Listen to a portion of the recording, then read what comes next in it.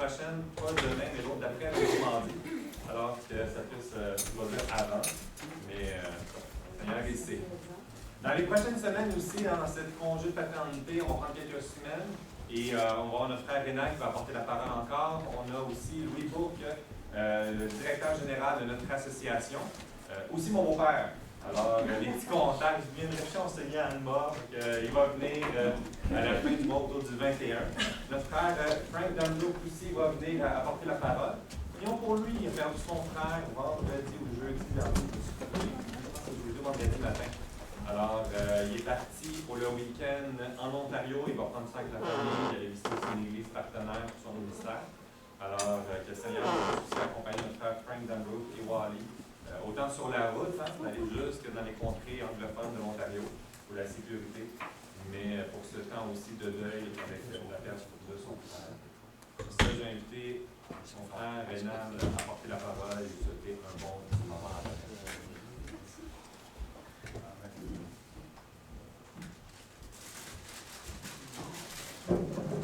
Tu peux réajuster la caméra?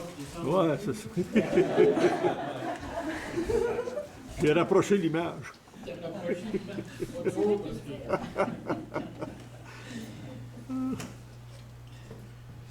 Ben, on a parlé beaucoup, comme moi et Benoît, là, puis Benoît voulait quand même, malgré tout le temps apporter la parole, puis j'ai dit, Benoît, c'est peut-être pas sage, là, j'ai dit, mais c'est ça, le petit pain est encore au four, là, il n'est pas tout à fait cuit.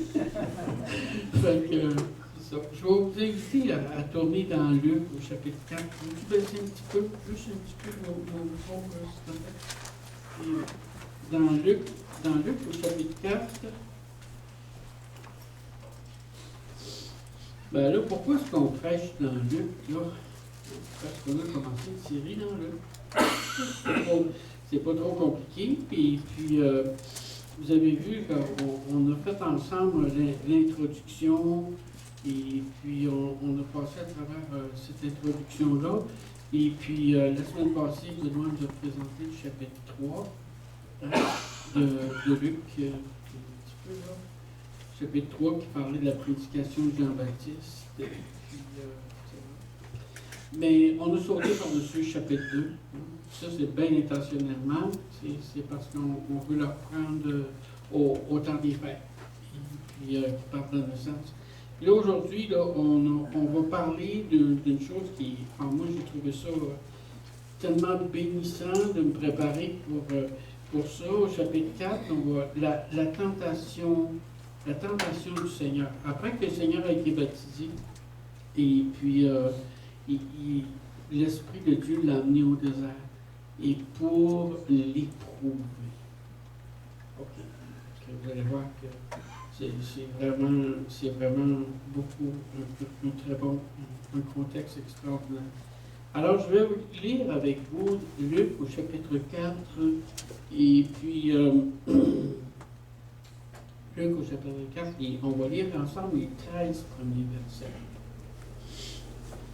Jésus, rempli du Saint-Esprit, revint du Jourdain. Il fut conduit par l'Esprit dans le désert, où il fut tenté par le diable pendant 40 jours. Il ne mangea rien durant ces jours-là, et après qu'ils furent écoulés, il eut faim. Le diable lui dit, « Si tu es le Fils de Dieu, ordonne à cette pierre qu'elle devienne du pain. » Jésus lui répondit, « Il est écrit, l'homme ne vivra pas de pain seulement. » Le diable, l'ayant élevé, lui montra en un instant tous les royaumes de la terre et lui dit, « Je te donnerai toute cette puissance à la gloire de ces royaumes, car elle m'a été donnée et je la donne à qui je veux. Si donc tu te prosternes devant moi, elle sera toute à toi. » Jésus lui répondit, « Il est écrit, tu adoreras le Seigneur ton Dieu et tu le serviras lui seul. » Le diable le conduisit encore à Jérusalem et le plaça sur le haut du temple et lui dit, si tu es le Fils de Dieu, jette-toi d'ici en bas, car il est écrit, il donnera des ordres à ses anges à ton sujet, afin qu'ils te gardent, et ils te porteront sur les mains de peur que ton pied ne heurte contre une pierre. Jésus lui répondit, il est écrit, tu ne tenteras point le Seigneur ton Dieu. Alors, après l'avoir tenté de toutes ses manières, le diable s'éloigna de lui jusqu'à un moment favorable. Bon, on va regarder ça. On va s'instruire de ces paroles. Puis on va tirer l'essence là, de ça. C'est sûr qu'on n'est jamais capable d'aller, de tout faire, là, tu sais. Mais que le Seigneur ouvre nos cœurs. C'est ça ma prière. Je suis en train de prier. Que le Seigneur ouvre nos cœurs pour qu'on puisse vraiment l'entendre ce matin. Amen. Alors, on va reprendre notre lecture. Dans Luc encore, chapitre 4, versets 1 à 4. Jésus rempli du Saint-Esprit. Là, il était prêt, là, vraiment, pour son ministère. Jésus, c'était pas... Il avait déjà une trentaine d'années, sûrement. Là, et puis, il s'était préparé pour son ministère. Son ministère, ça n'a pas été si long que ça, 3 ans. Imaginez-vous 3 ans qui ont bouleversé la vie de l'humanité, qui ont bouleversé la vie du monde entier, des siècles et des siècles. Où il fut revenu du Jourdain, donc on voit que c'était après son baptême aussi. Il fut conduit par l'Esprit dans le désert. Dans le désert. Tu sais, je me suis arrêté un peu et dit, mais dans le désert, tu sais, pas dans la forêt. Tu sais, dans le désert. Tu sais. Et puis, le peuple a été longtemps dans le désert.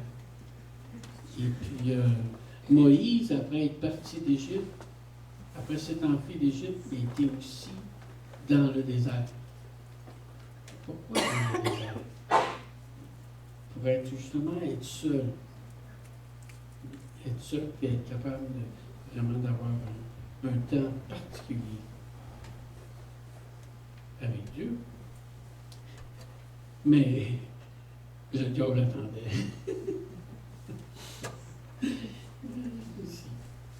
Il fut conduit par l'Esprit dans le désert où il fut tenté par le diable pendant 40 jours.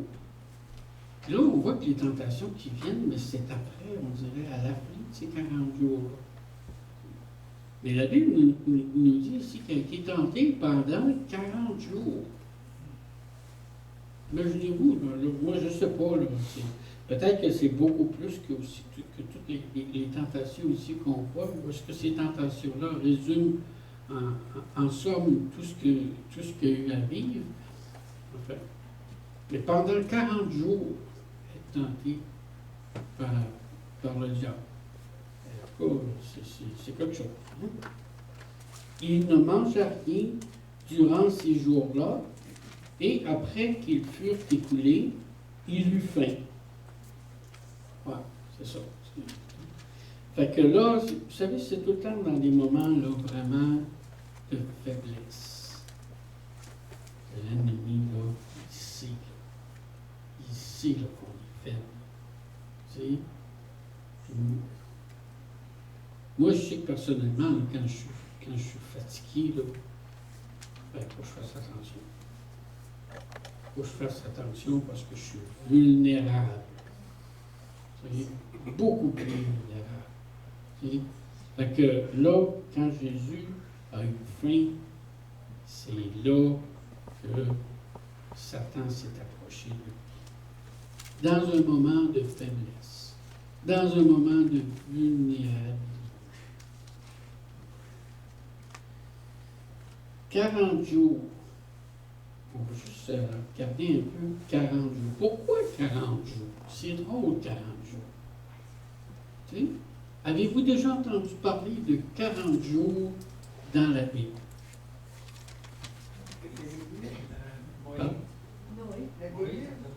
Monter 2 fois sur le mont Sinaï. Et 40 Bon. jours de temps. Et voilà. On va regarder Genèse, chapitre 7, verset 4. Car encore 7 jours, et je ferai pleuvoir sur la terre 40 jours et 40 nuits, et j'exterminerai à la face de la terre tous les êtres que j'ai faits. Là, on dirait que je pense que c'est la première fois qu'on entend parler des 40 jours. Mais ici, je voulais vous apporter une petite précision. Les chiffres, je ne peux pas frapper personne. OK. Mais c'est drôle ici qu'ils disent encore 7 jours. Pourquoi 7 jours? Tu sais? Pourquoi pas 5? Tu sais? Noé, là, puis ceux qui étaient là dans l'arche, ils pouvaient trouver ça long. Là. Ils pouvaient commencer à manger le bas. Tu sais? Mais non. Il y a des raisons à ça. 7 jours. 7 jours. Et je ferai pleuvoir sur la terre 40 jours et 40 nuits. OK. La première fois. Donc, 40 jours, c'est quand même assez particulier. Okay? Dans l'Exode, au chapitre 24, c'est à ça que Gaétan faisait référence aussi.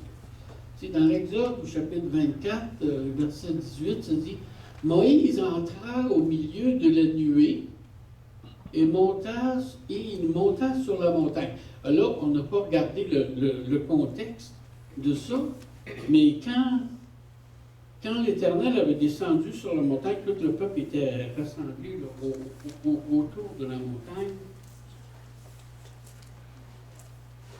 Et ça a été pendant 6 jours que le feu est appris sur la montagne, puis les gros tremblements, puis tout ça. Puis Moïse est monté le 7e jour. Encore 7 jours. Voyez-vous? Et puis, et il monta sur la montagne. Moïse demeura sur la montagne 40 jours et 40 nuits. Drôle.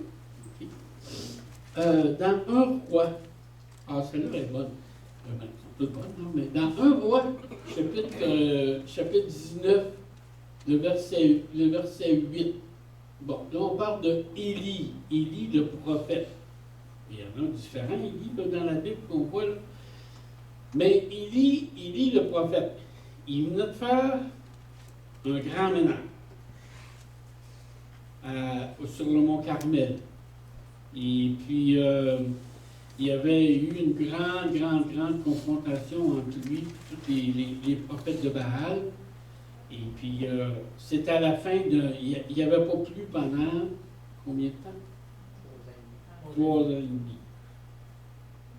3 ans et demi. Une autre affaire. Pourquoi 3 ans et demi? Hein? L'Apocalypse. Tu sais? Fait que, voyez-vous, hein, dans la Bible, là, c'est intéressant quand on s'arrête et qu'on regarde, tu sais, qu'on suit, là, les choses. Il n'y avait pas plu pendant 3 ans et demi, puis là, ben là, il y avait eu, moi, c'était un passage que j'aime tellement, tu sais. Quand Élie prie, là, puis il dit à tous les prophètes de Baal, là, ben, allez-y, puis priez, puis il ne vous a pas entendu, il doit dormir, votre Dieu, là, tu sais, je dis, puis, ben, là, on s'amuse, il est parti en vacances, tu sais. Non, il est en train de texter. En tout cas, tu sais.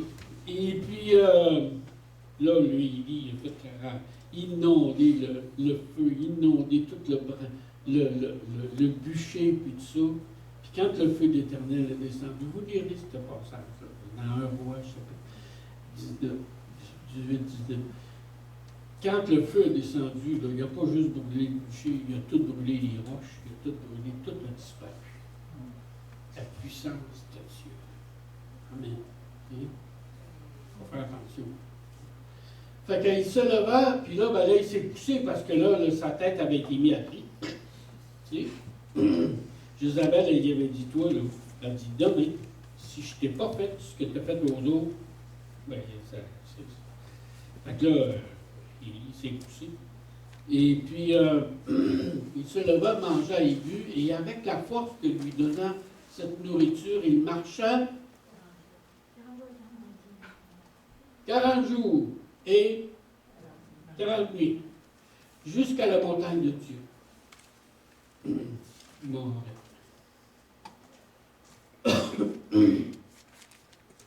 Dans Jonas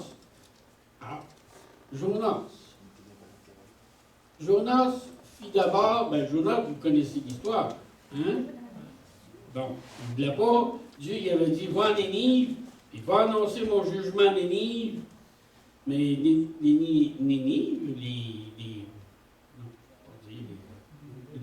les Assyriens, c'est ça.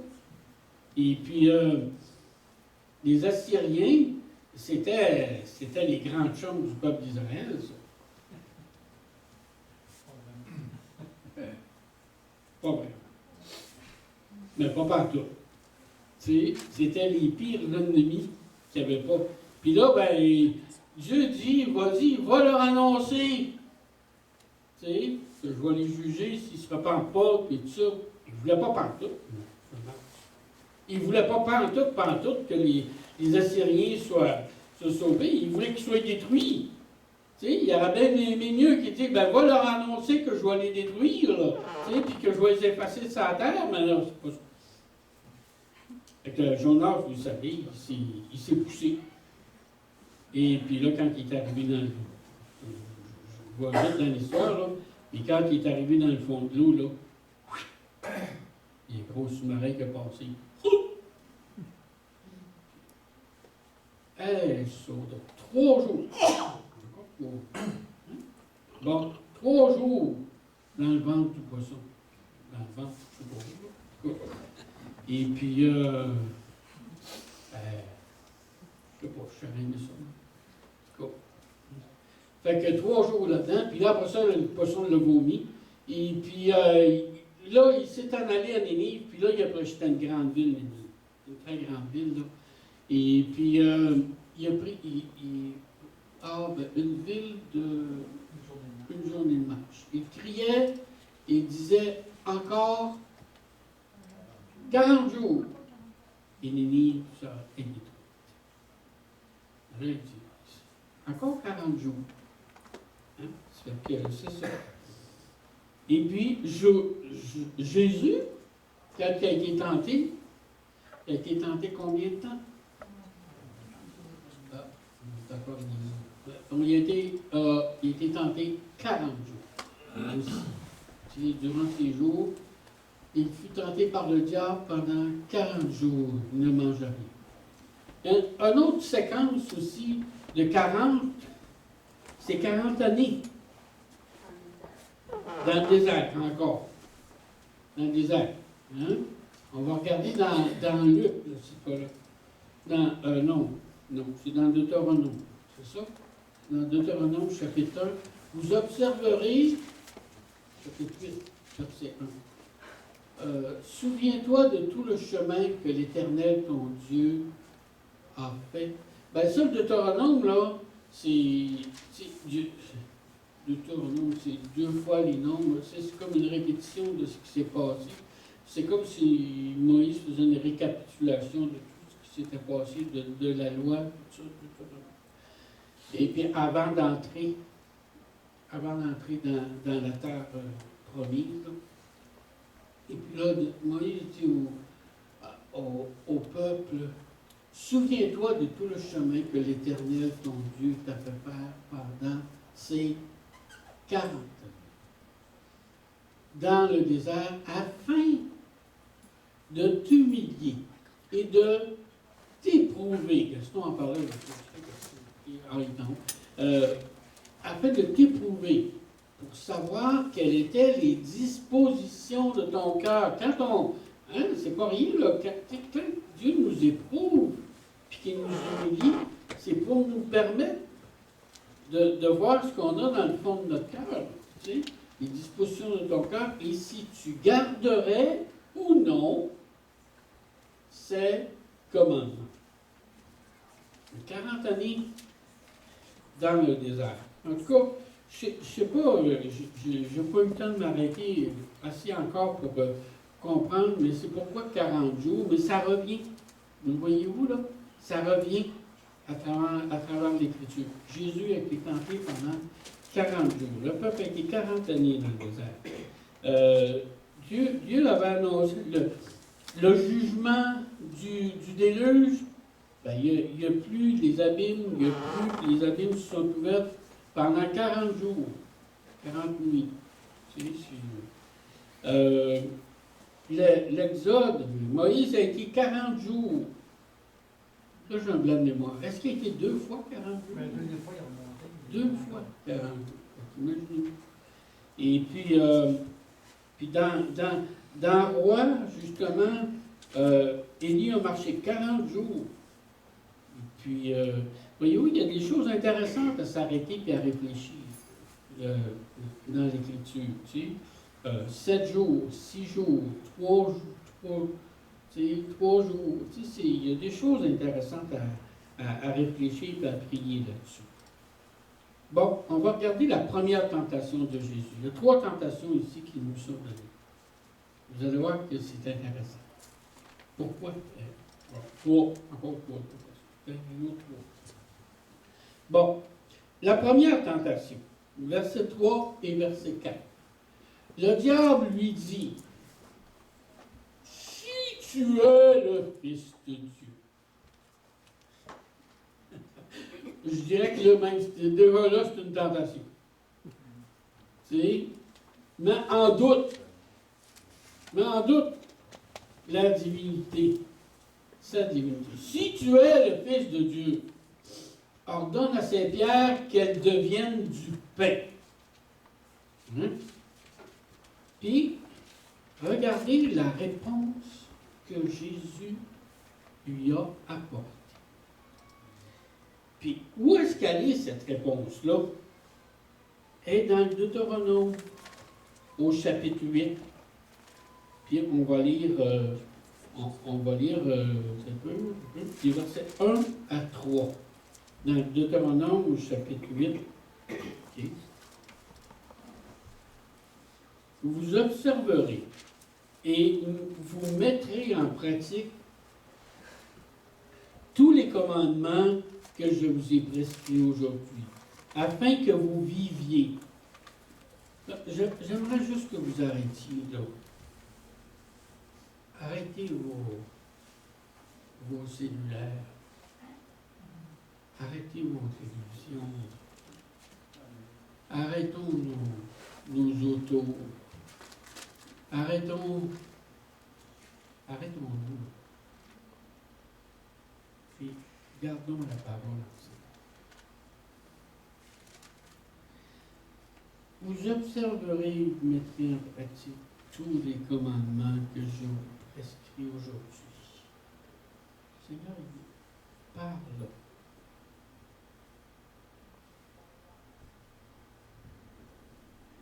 Vous observerez et vous mettrez en pratique tous les commandements que je vous prescris aujourd'hui, afin que vous viviez, que vous multipliez, que vous entriez en possession du pays que l'Éternel a juré de donner à vos pères. Souviens-toi de tout le chemin que l'Éternel, ton Dieu, t'a fait faire pendant ces 40 années dans le désert. En avez-vous vécu des périodes de désert? En avez-vous vécu des périodes d'épreuve? Est-ce qu'on s'en souvient? Ou si on oublie tout? Encore de plus belle. Souviens-toi Souviens-toi de tout le chemin que l'Éternel, ton Dieu, t'a fait faire pendant ces 40 années dans le désert, afin de t'humilier, de t'éprouver, pour savoir quelles étaient les dispositions de ton cœur, si tu garderais ou non ses commandements. Il t'a humilié. Regardez la parole de Jésus que Jésus a citée dans son livre. Il t'a humilié, il t'a fait souffrir de la faim. Jésus, qu'est-ce que la Bible dit dans Luc 4? Il eut faim. Il t'a humilié, il t'a fait souffrir de la faim, il t'a nourri de la manne que tu ne connaissais pas. Le mot manne, ça veut dire, qu'est-ce que c'est ça? C'est ça que ça veut dire, le mot manne. Ils ont trouvé du qu'est-ce que c'est ça? Ils ont appelé ça du qu'est-ce que c'est ça? C'est ça, la manne, c'est ça que ça veut dire, ce qu'on m'a appris. Et puis, que tu ne connaissais pas, et que tu n'avais pas connu, et que n'avaient pas connu tes pères afin de t'apprendre, puis là, que l'homme ne vivra pas de pain seulement. Avez-vous déjà entendu ça? Oui. Mais que l'homme vit de tout ce qui sort de la parole de l'Éternel. Ça, là, c'est vraiment quelque chose. C'est vraiment quelque chose. C'est, l'homme ne vivra pas de pain seulement. Mais de quoi? Mais de toute parole qui sort de la bouche de l'Éternel. De l'Éternel. Ah, ok. Fait que là, le diable dit, hey, tu vas crever de faim si tu ne manges pas. Fait que là, prends ton pouvoir, puis transforme cette roche-là en paix.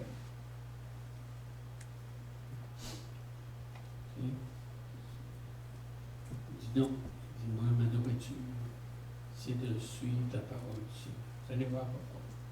Après ça, la deuxième tentation, verset 5 à 8 dans Luc, chapitre 4.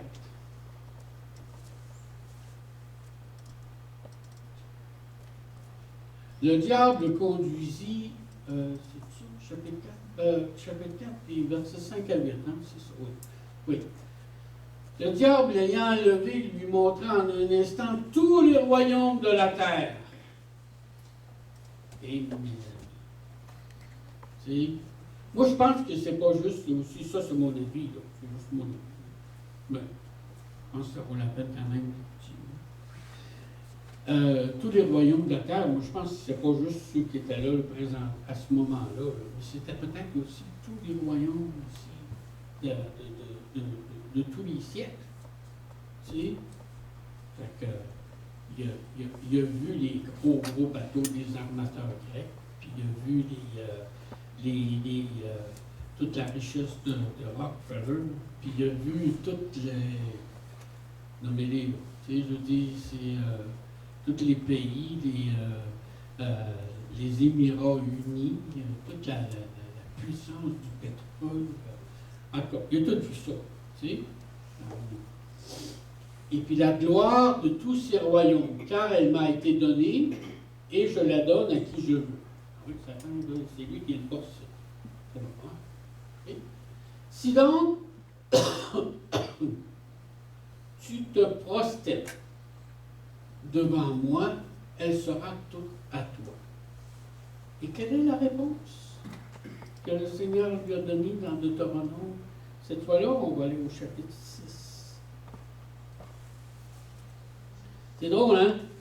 Le peuple entrait après le désert, le peuple entrait dans la terre promise, comme Jésus dans le désert va entrer dans son ministère.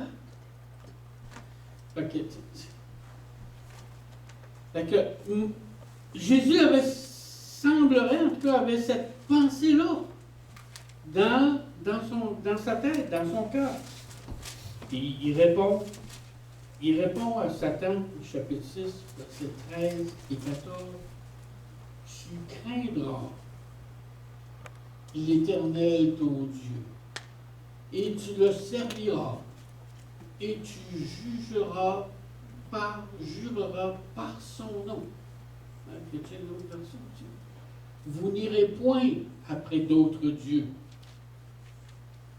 d'entre les dieux des peuples qui sont autour de vous. Tu n'auras pas d'autres dieux devant ta face, puis tu ne te mettras pas à genoux.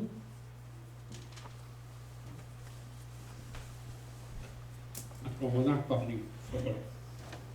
La troisième tentation, versets 9 à 12 dans Luc 4.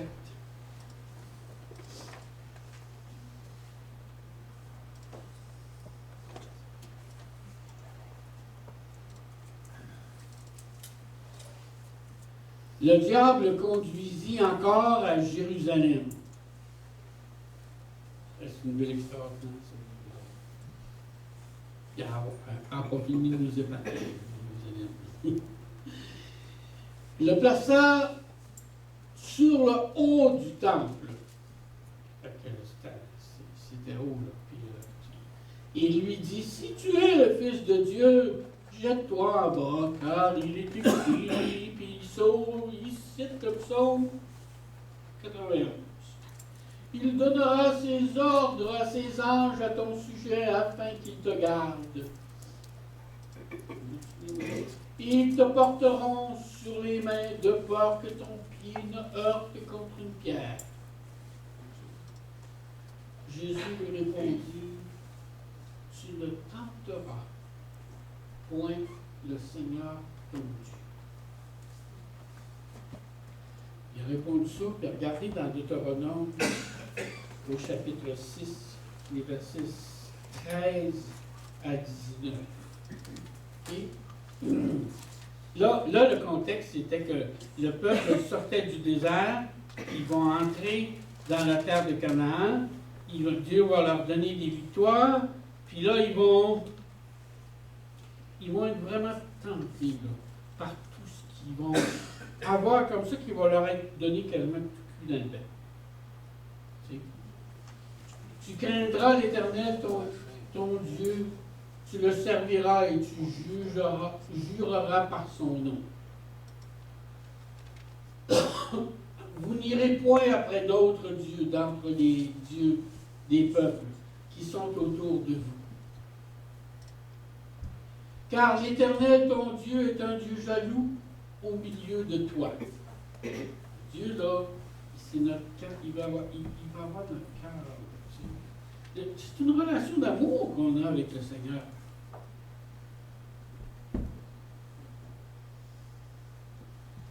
Les ménages à trois, là,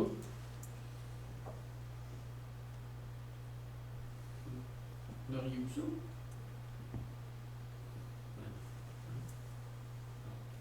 Le Seigneur non plus n'aime pas ça. Oui. Car l'Éternel, ton Dieu, est un Dieu jaloux au milieu de toi. La colère de l'Éternel, ton Dieu, s'enflerait contre toi. Il t'exterminerait dessus la terre. Vous ne tenterez point l'Éternel, votre Dieu, comme vous l'avez tenté à Massa. Il n'y avait pas d'eau, ça bien chialé. Dieu les mais vous observerez les commandements de l'Éternel, votre Dieu, ses ordonnances et ses lois qu'il nous a prescrites. Tenterez point l'Éternel. Donc, on va regarder ensemble maintenant j'ai appelé ça, quelle est l'essence et le remède que Dieu donne à ces tentations. La première, ben là, vous allez me dire que peut-être que vous pouvez réfléchir à sûrement, j'espère que vous avez réfléchi à ces choses-là. La première tentation de Jésus, que Satan a semé dans son cœur, tu vas mourir de faim si tu ne changes pas cette roche-là en pain. L'inquiétude. On appelle ça l'inquiétude. L'inquiétude. Sers-toi de ton pouvoir là, pour répondre à ton besoin.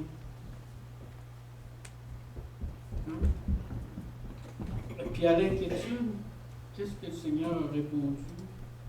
L'homme ne vivra pas de pain seulement, mais de toute parole qui sort de la bouche de l'Éternel. Il a répondu la confiance en Dieu. Quand on est inquiet, l'antidote à l'inquiétude, c'est la confiance. Confiance en Dieu.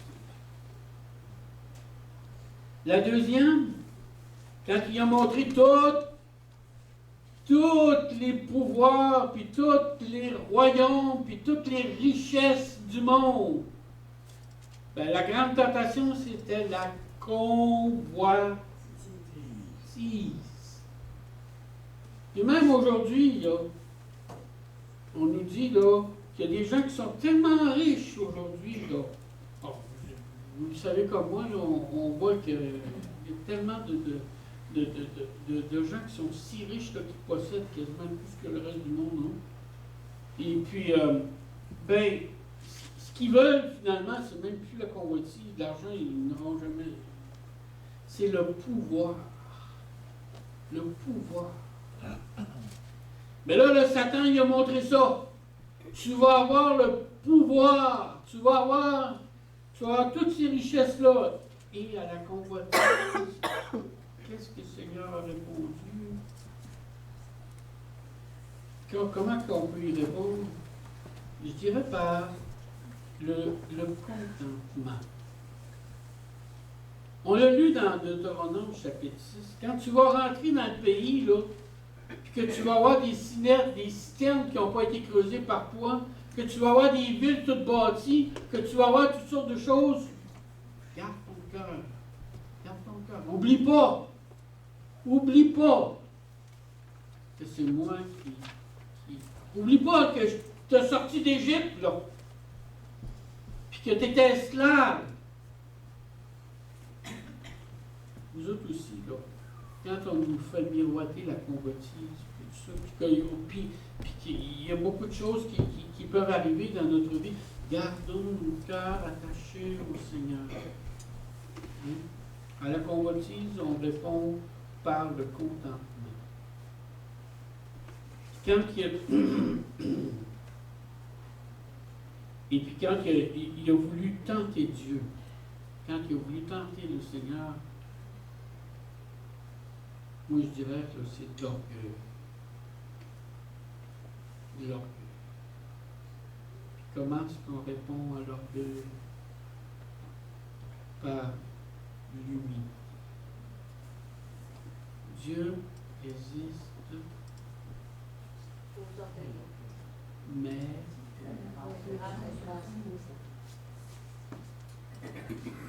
peut-être, Michel, est-ce que tu pourrais mettre le proverbe 27,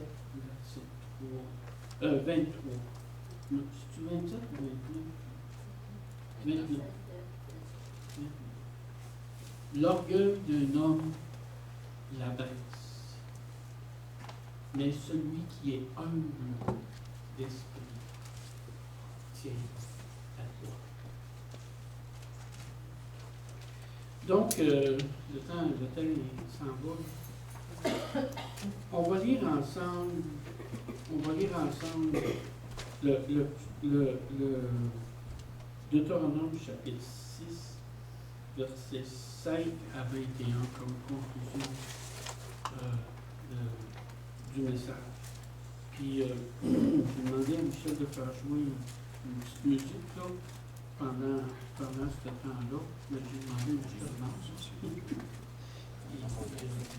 de Deutéronome chapitre 6, versets 5 à 21.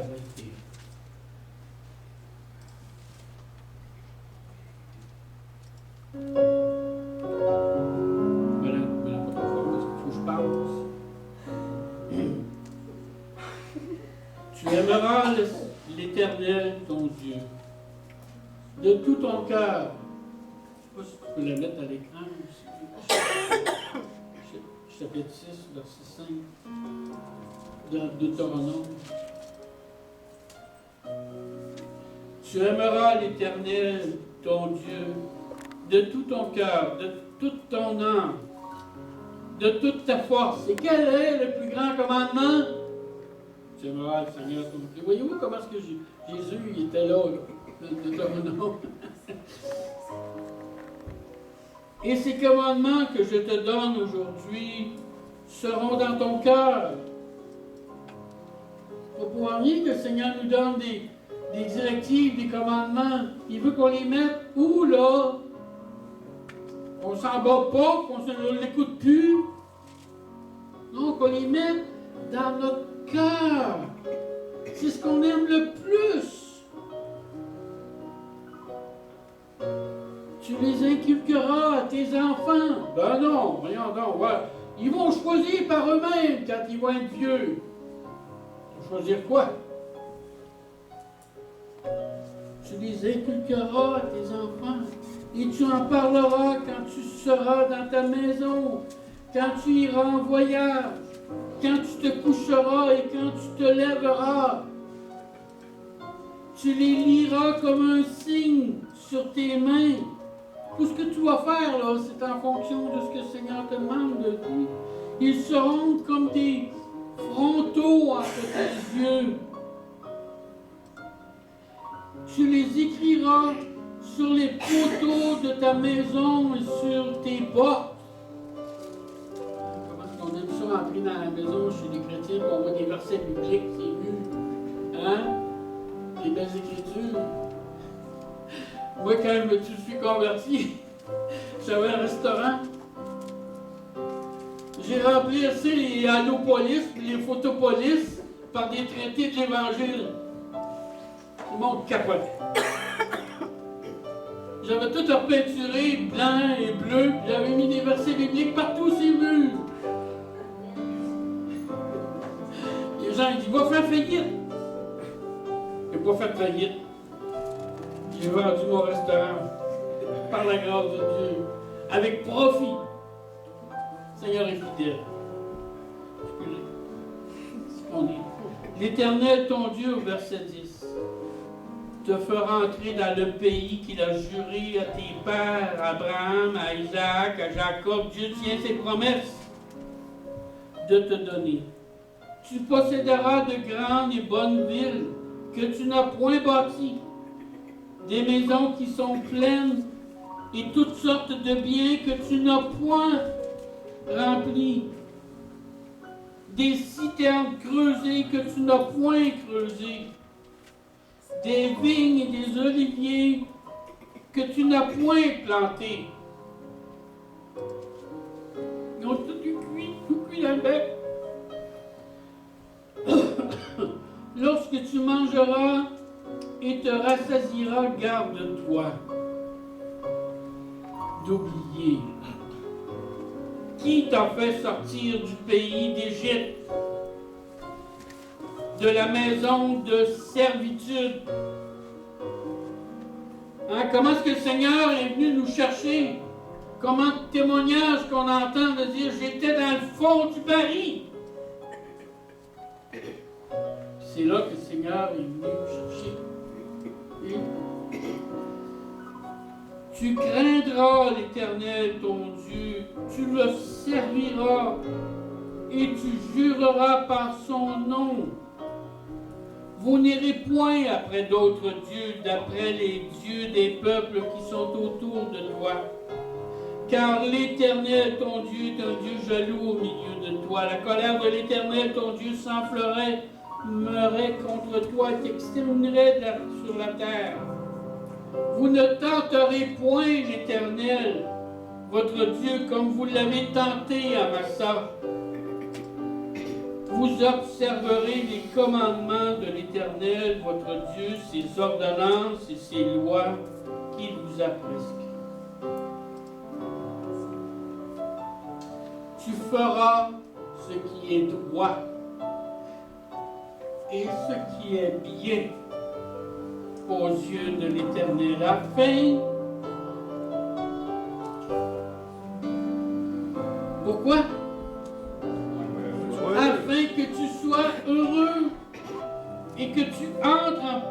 possession du bon pays que l'Éternel a juré à tes pères de te donner, après qu'il aura chassé tous tes ennemis devant toi comme l'Éternel te l'a dit. Lorsque ton fils te demandera un jour que signifient ces préceptes-là, ces lois, ces ordonnances que l'Éternel, notre Dieu, vous a prescrites, tu diras à ton fils, nous étions esclaves de Pharaon en Égypte. Et l'Éternel nous a fait sortir de l'Égypte par sa main puissante. On va dire merci au Seigneur. On va méditer sur sa parole. On va garder ce que le Seigneur nous a demandé. Seigneur, je veux vraiment te remercier, te louer et t'adorer, Dieu d'amour, pour ces préceptes merveilleux que tu nous as donnés. Pour ta parole qui nous instruit. Et aide-nous, Seigneur, que lorsque le tentateur vient devant nous, nous tenter par l'inquiétude, par la convoitise, par l'orgueil, aide-nous, Seigneur, à répondre par la confiance en toi, par le contentement. Contentez-vous de ce que je dis. J'ai appris à être heureux dans les temps aujourd'hui, comme l'apôtre Paul disait. Aide-nous, Seigneur, à rester humble. Que ton beau nom soit loué, Seigneur. Amen. Soyez bénis. On va continuer dans